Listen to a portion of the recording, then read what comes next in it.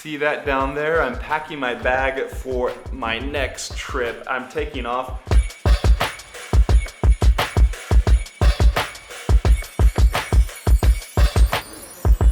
There's been a lot of traveling so far, and I definitely think we gotta look back and see all the cool places to see and visit.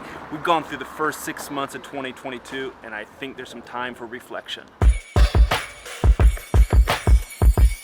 I'd like to share with you my list of places that you should visit now. After traveling for the first 6 months of 2022, I came up with my top 5 list of cities that you should travel to as soon as possible. See that down there? I'm packing my bag for my next trip. I'm taking off for 6 weeks in France. It seems that I've been traveling so much. I've been to many countries this year and new places too, like Saudi Arabia, Sweden, and last week in Portugal, in Lisbon. I've been combing through my computer hard drive, looking back at the memories, and I found some cool destinations for you. My first place to recommend is Alicante in, well, look at this. I got a new drone. I've been flying that around having fun. If you go to Spain, you're gonna have Barcelona on your radar, and you should. It's a cool town with its art, its history, and its food. I was there a couple weeks ago and loved it. Spent a couple of days,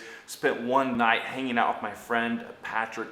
But you should explore other parts of Spain as well. One of the places I like is down in the south, Andalusia, from Granada to Malaga. But the place to put on your list is Alicante, the entire Costa Blanca. I went there in February or so for bike camp, 2 bike camps, professional cycling teams, Quickstep and Jumbo Visma, as they prepared for the upcoming cycling season.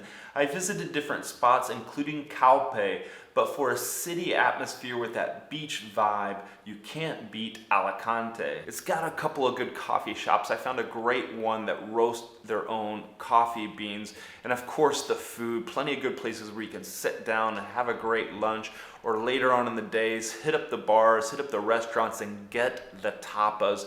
I hiked up to the top of that mountain that towers over the city in the Castello Santa Barbara, and of course the seaside, the salty ocean breeze that comes in, and so many of the little bars that are lining the seaside there. A beautiful place to chill out for a few days.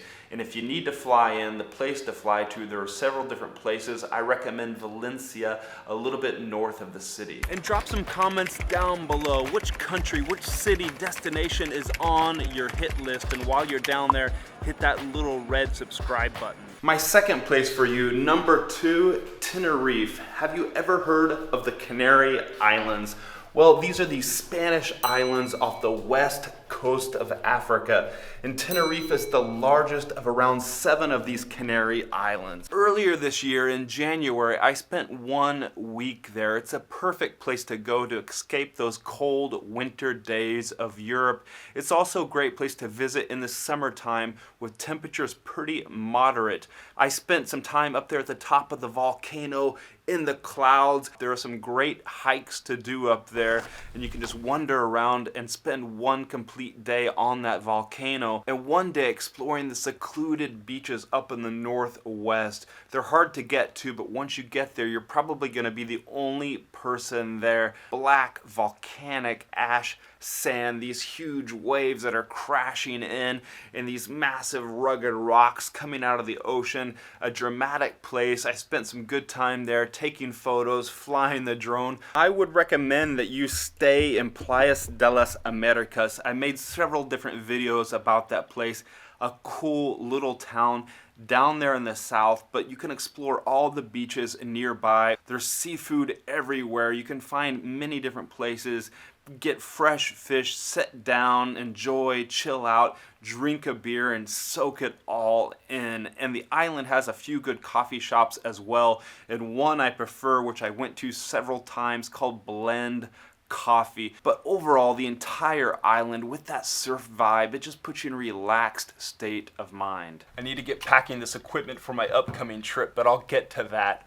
Oman. What do you know about this country? Because that's my number 3 spot that you should visit. Many of you would have heard about the United Arab Emirates with Dubai, or Qatar, which is hosting the upcoming soccer football World Cup, but this is the hidden gem in the Middle East. It's an amazing country that runs long. It has so much varied terrain, mountainous, rugged landscape that you can get out there, hike, explore, drive around for days, and also kilometer after kilometer of coastline and beaches. The Sultan keeps the country looking classic and Middle Eastern with its white, gray, and beige colors. It looks authentic, and especially when you compare it to the modern, glitzy, glassy cities of Dubai or Doha in Qatar. If you can there, spend about 10 days, rent a car from Muscat, and just get out there and explore.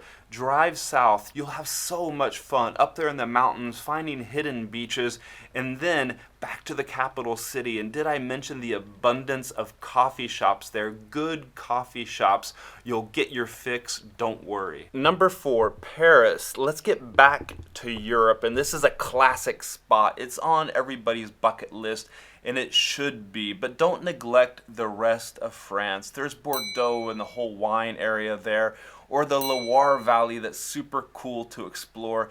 And I just spent 1 week up in the Alps, and I was blown away by the slightly cooler temperatures, the beautiful mountains, and these small little villages like Annecy where you can go and explore, have a nice dinner, have a nice lunch, and just make your way around.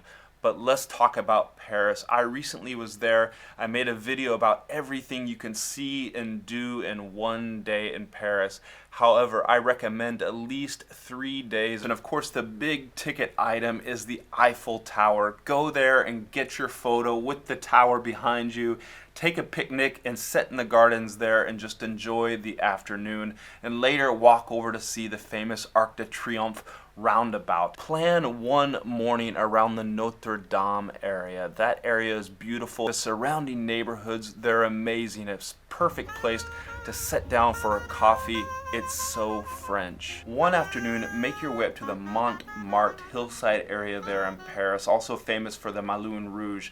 Get up there, go around the neighborhoods, take plenty of photos and soak it all in. Find the perfect French bistro for dinner. Then, towards the hour of sunset, make your way to the Sacré-Cœur Church. Get there, find a place to sit down on the steps, and you get this massive view of Paris and wait for the magic golden hour of sunset. It's mind-blowing. If you're enjoying the video, getting value out of it, please give it a thumbs up. If you want to support me making all these travel videos, all this content, please consider giving a super thanks down below. That'd be much appreciated.